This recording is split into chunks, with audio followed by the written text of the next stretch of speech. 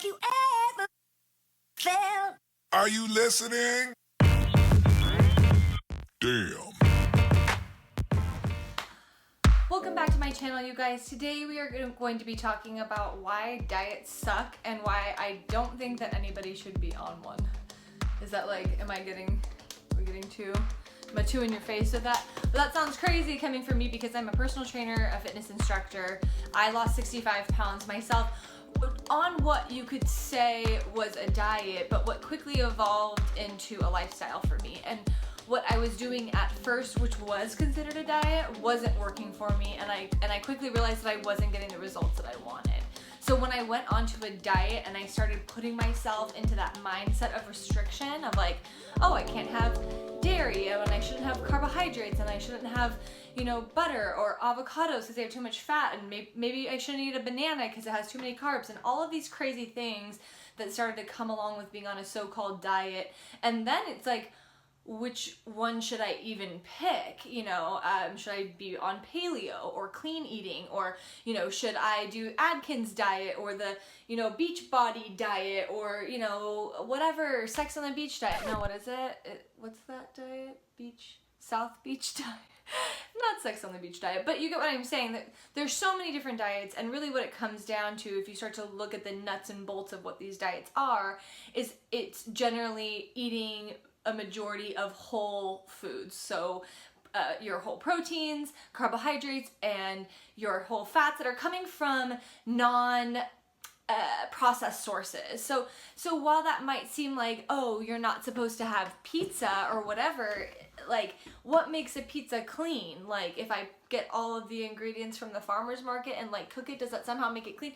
No, let's just stop with all the noise of the diets and start to really look at what works. And what works is you getting an adequate amount of protein, a balanced intake of carbs, and a balanced intake of fat. So while you have fat, which is per gram 9 calories, and you have your carbohydrates and protein, which are 4 grams per calories, your fat are going to be more calorically dense, but these are necessary in order for your body to be able to absorb your vitamins. So if you're sitting there eating a dry salad with no fat on it whatsoever, it will not be able to absorb those vitamins without some kind of fat. So you can't cut out you can't go on the no low fat diet or the no carb diet or the no protein diet and only eat carbs and fat and expect your body to turn out well. So fruitarians, vegetarian, everybody, we need a balanced intake. So if you're a vegetarian or a vegan, I'm not saying to start eat meat, but you need to get that protein. So bean, grain, green, you need to focus on getting lentils and beans and things that will provide you with an adequate amount of protein. So we can't single out any one food group and just totally cut it out. But let's get out of the nutrition mumbo jumbo and let's just talk about pure diet mentality. And I think that rather than looking at your life and going, okay, I need to stop doing all of these things, start to look at what you can do more of. Start to look at if you can eat more fresh fruits and vegetables, or see if you can do more activity, see if you can walk the dog more times a week, or go and work out with your friend more often. Adding things into your life that are going to benefit your overall health, rather than looking at what you can start to take away from your life. Because the second you start to think about all of the things in your life that you have to remove, it kind of gets overwhelming. So I want to kind of break up with the diet mentality and get you to start focusing on what works for you and how you can live your healthiest, most balanced life. Because that's really what it's about. You're not always going to want to eat plain boiled chicken and rice and broccoli every single day, but if you figure out a way to get your intake balanced, if you look at your intake like a GPA and give and take to your body rather than always taking, then you will see results. So it's not about, okay, I have to stop eating all of my favorite foods. Like, there's no bad foods. I guess while there are foods that are inherently bad for you in large quantities, there's no bad food, it's only bad habits. So if I went on a bender with Krispy Kreme donuts every single day, like, yeah, that would be a problem. But I don't need to have 12 of them at once, or I don't need to have one every single day. If I have one, that's not going to kill me. It's not going to make me unfit.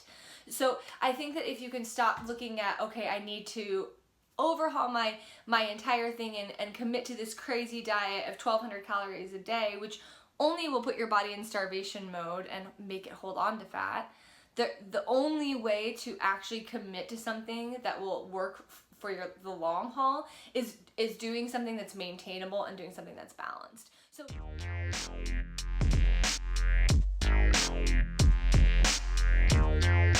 while it might seem like a lot of the people that follow If It Fits Your Macros are posting like cheeseburgers and ice cream and all of these crazy things, I think that this is a way to advertise that you can fit these types of things in, but chances are the rest of their day probably looked pretty plain in order to fit something like that in, which would eat a huge amount of your fat at once.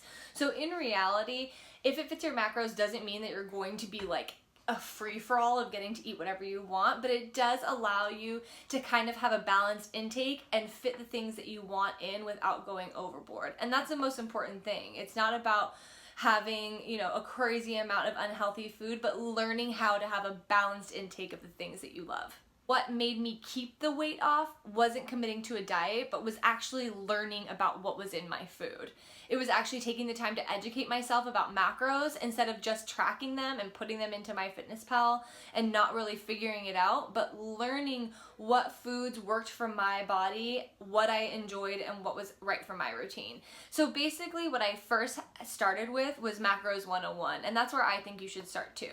So basically the thing that you need to know, what are macros? Macros are the protein, fat, and carbohydrates in your food. So when you're tracking macros, rather than looking at the total calories on the label, you're going to be looking at the carbs, fat, and protein and the breakdown of the grams.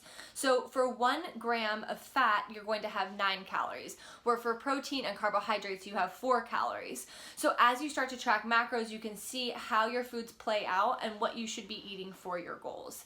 I think that the best place to start is by tracking, but not committing to it forever.